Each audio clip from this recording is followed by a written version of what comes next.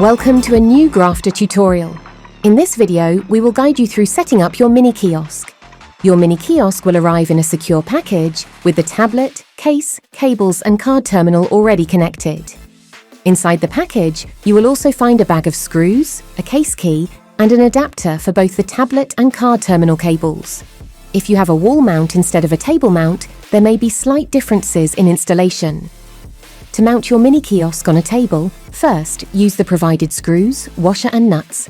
Drill a hole in the table to pass the cables through, then secure the mount by tightening the screws.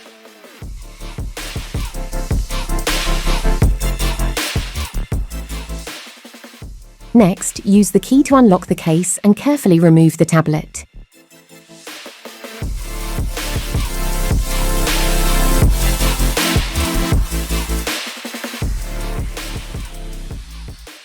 Press the power button to turn it on.